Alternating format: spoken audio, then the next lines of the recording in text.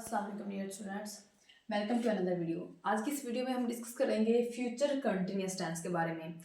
Future continuous tense basically हम बात future मतलब मुस्तकबिल की बात कर रहे हैं और मुस्तकबिल में ऐसा काम जो कि जारी है तो हम उसको किसमें देखते हैं, फ्यूचर कंटिन्यूअस टेंस में।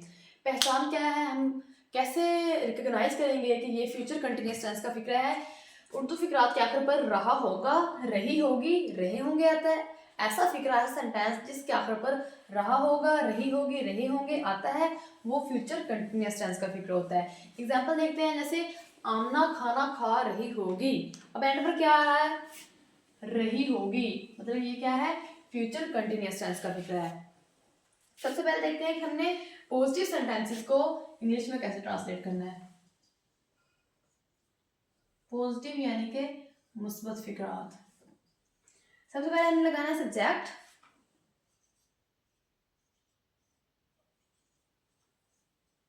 उसके बाद हमने हेल्पिंग जो यूज करना है इसमें वो है विल बी और शैल बी। विल बी और शैल बी। उसके बाद हमने वर्ब की फोर्थ फॉर्म यूज करनी है, यानी कि वर्ब की फर्स्ट फॉर्म के साथ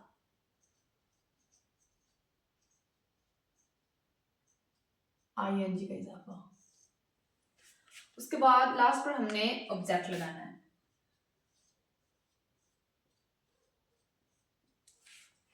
सबसे पहले सब्जेक्ट लगाना है यानी कि फाइल लगाना है। उसके बाद हमने विल बी और शैल बी जो कि हमारे हेल्पिंग वर्ब होंगे इस टेंस में वो यूज करने हैं, विल बी और शैल बी। देन हमने वर्ब की फोर्थ फॉर्म लगानी है और लास्ट पर ऑब्जेक्ट लगाना है। अब हमने विल बी किसके साथ लगाना है और शैल बी किसके साथ लगाना है वो देख लेते हैं। विल बी और शैल बी, जैसे हमने पहले भी डिस्कस किया था फ्यूचर इंडेफिनेट में कि हमने विल किसके साथ लगाना है और शैल उसी हिसाब से विल बी और शैल बी हम यूज करेंगे। जैसे कि हमने कहा था कि हमने विल शैल सिर्फ आई और वी के साथ लगाना है, बाकी सबके साथ हमने क्या लगाना है, विल। उसी तरह हमने शैल बी भी सिर्फ आई और वी के साथ लगाना है, बाकी he, she, it, they, you, singular, plural यानी कि जमा, वाहिद, जो मतलब आई और हुई के बगैर जितने भी सब्जेक्ट बच जाते हैं हमें सबके साथ विल भी लगाना है और हमने आई और हुई के साथ शैल भी लगाना है। आई और हुई के साथ भी हम विल भी लगा सकते हैं अगर हमने सेंटेंस में किसी को धमकी देनी हो या फिर कोई पुख्ता इरादा करना हो। अब अगर हम इसी को ट्रांसलेट करें, जैसे हमने एग्जाम्पल दी थी आमना खाना खा रही होगी। सबसे पहले सब्जेक्ट लगाना है यानी कि सब्जेक्ट में क्या है, आमना। उसके बाद हमने हेल्पिंग वर्ब यूज करना है विल बी या फिर शैल बी। अब आमना है यानी कि आमना सिंगुलर है और हमने कहा है कि हमने सिंगुलर के साथ विल भी लगाना है, तो क्या आएगा, आमना विल बी। उसके बाद वर्ब की फोर्थ फॉर्म और यहाँ पर वर्ब बन रहा है खा रही होगी, तो फर्स्ट फॉर्म इसकी होती है ईट, इसके साथ हम आईएनजी लगाएंगे यानी फोर्थ फॉर्म बनाएंगे तो क्या होगा, eating. Amna will be eating, last पर ऑब्जेक्ट इनके फूड। आमना खाना खा रही होगी, Amna will be eating food. और एग्जांपल देख लेते हैं हम।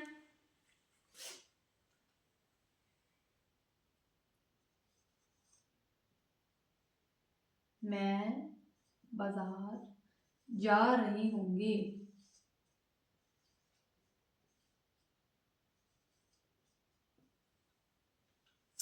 अब मैं आ गया है यानी कि आई, और आई के साथ हमने क्या यूज करना है, shall. Shall be, I shall be going to bazaar. और हम देखते हैं एग्जांपल।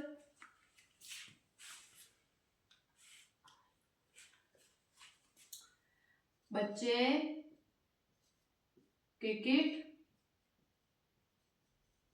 खेल रहे होंगे।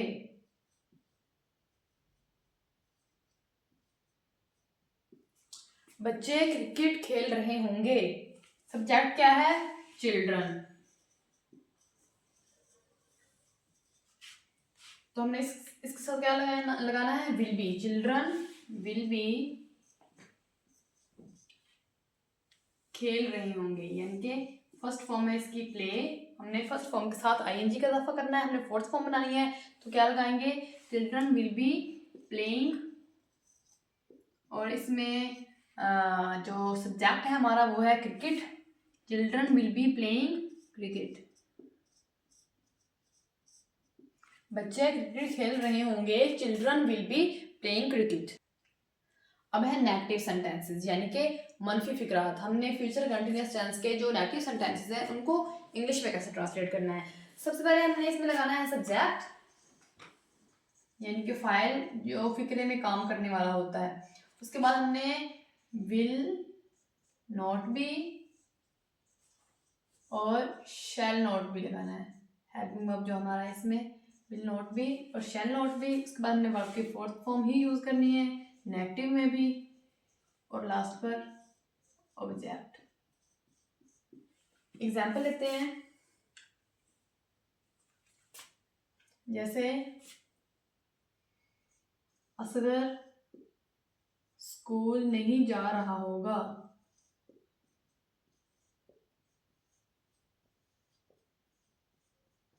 असगर स्कूल नहीं जा रहा होगा। अब इसमें सब्जेक्ट क्या है, असगर, तो ट्रांसलेट करेंगे हम इंग्लिश में, सब्जेक्ट सबसे पहले लगाएंगे असगर। अब हम सब्जेक्ट के हिसाब से हेल्पिंग वर्ब यानी कि विल नॉट बी या फिर शैल नॉट बी लगाना है। अब असगर जो है वो है सिंगुलर, तो हम क्या लगाएंगे, will not be. Asghar will not be, यानी इंग्लिश होती है गो।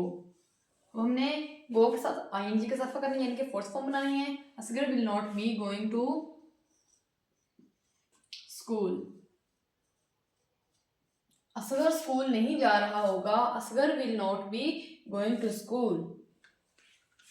उसके बाद हम नमाज नहीं पढ़ रहे होंगे।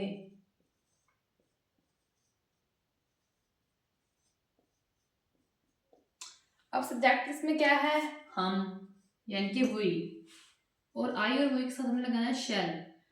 वी शैल नॉट बी, पढ़ने की इंग्लिश होती है, नमाज पढ़ने की इंग्लिश होती है ऑफर, और फर्स्ट फॉर्म ऑफर सादा आईएनजी।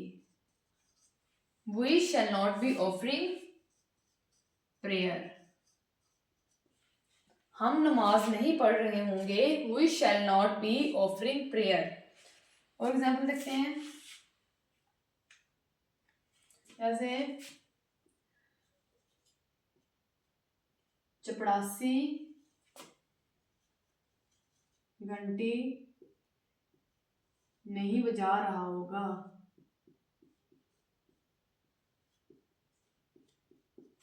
अब सब्जेक्ट क्या है इसमें, चपरासी यानी कि पियन।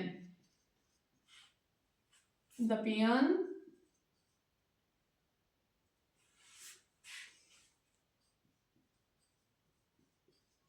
अब सब्जेक्ट इसमें पियन है यानी कि सिंगुलर है, तो हम इसके साथ क्या लगाएंगे, विल नॉट बी।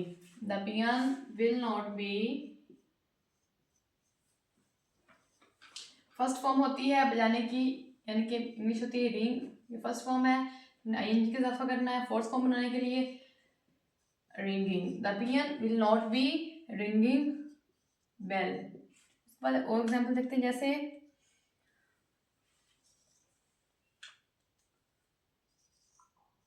आसमा खाना नहीं पका रही होगी।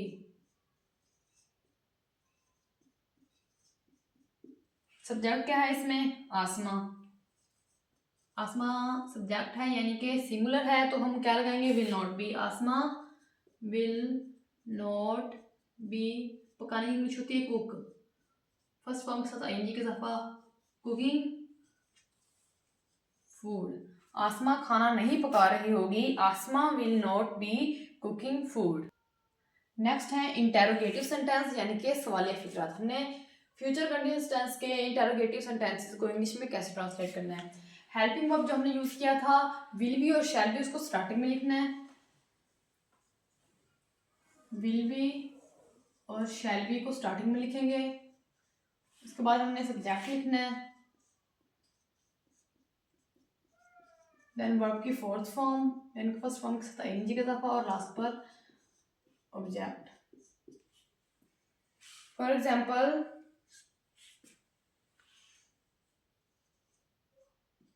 क्या अहमद स्कूल जा रहा होगा?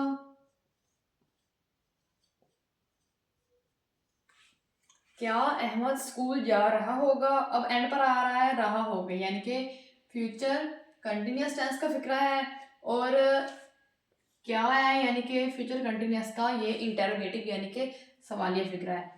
कैसे ट्रांसलेट करना है? सबसे पहले हमने विल बी और शैल बी लगाना है। अब अहमद सब्जेक्ट क्या है? अहमद, यानी कि हम विल बी लगाएंगे ना कि शैल बी। अहमद जो है वो सिंगुलर है, विल बी नहीं आना यहाँ पर, विल और शैल अकेला ही आना है। सब्जेक्ट के बाद हमने बी यहाँ पर, बी हमने यहाँ पर लगाना है। जैसे विल, सब्जेक्ट क्या है? Ahmed, will Ahmed be going to school? क्या अहमद स्कूल जा रहा होगा? Will Ahmed be going to school? यहाँ पर हमने विल शैल लगाने के बाद सब्जेक्ट लगाना है, सब्जेक्ट लगाने के बाद हमने बी लगाना है, फिर वर्ब की फोर्थ फॉर्म और लास्ट पर ऑब्जेक्ट। क्या अहमद स्कूल जा रहा होगा? Will Ahmed be going to school?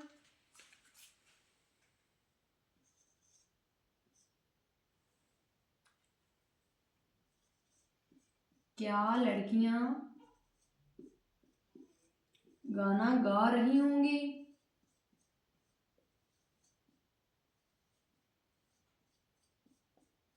क्या लड़कियां गाना गा रही होंगी? अब लड़कियां हैं यानी कि प्लूरल है, तो हमने विल ही लगाना है इसके साथ। जो हमारा हेल्पिंग वर्ब है वो विल ही होना है, विल गर्ल्स।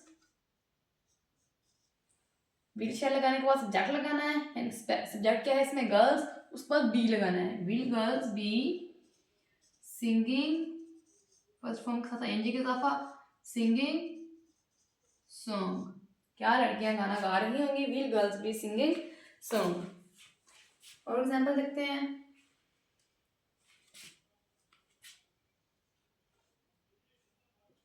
क्या आलिया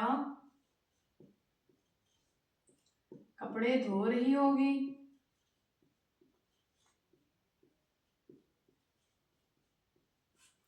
क्या आलिया कपड़े धो रही होगी? सब्जेक्ट क्या है इसमें? आलिया, तो हमने सब्जेक्ट जो है वो सिंगुलर है, उस हिसाब से हमने विल ही यूज करना है इसके साथ भी। विल आलिया हेल्पिंग वर्ब, उसके बाद सब्जेक्ट, देन बी हमने इस्तेमाल करना है। विल आलिया बी, दोनों इंग्लिश होती है वॉश, साथ आईएनजी का इजाफा washing, will Aliya be washing clothes. उसके बाद है क्या हम हॉकी खेल रहे होंगे?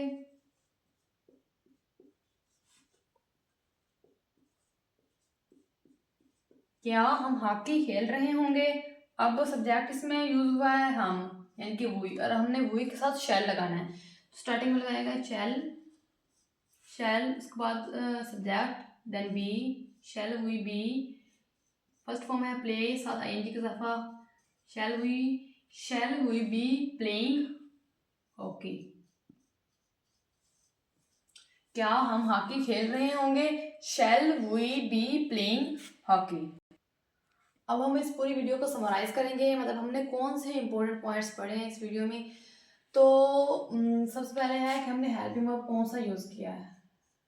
हेल्पिंग वर्ब हमने इसमें यूज़ किए हैं विल बी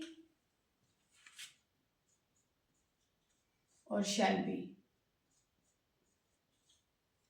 हेल्पिंग वर्ब हमने यूज़ किए हैं विल बी और शैल बी। हमने कहा है कि हमने शैल बी आई और वुई के साथ लगाना है, बाकी सब के साथ विल बी लगाना है। हम आई और वुई के साथ भी विल बी लगा सकते हैं अगर हमने सेंटेंस में किसी को धमकी दी हो या फिर कोई पुख्ता इरादा की हो। उसके बाद वर्ब की कौन सी फॉर्म हमने यूज़ किया है?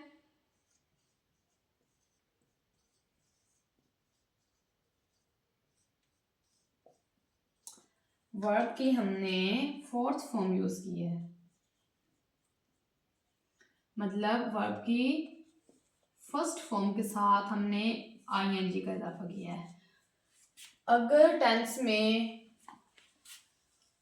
कंटिन्यूअस आ जाए तो हमने हमेशा वर्ब की फोर्थ फॉर्म ही यूज करनी, चाहे वो सिंपल कंटिन्यूअस में आ रहा हो यानी कि जैसे present continuous, past continuous, future continuous या फिर परफेक्ट कंटिन्यूअस आ रहा हो, फिर भी हमने वर्ब की फोर्थ फॉर्म ही यूज करनी है।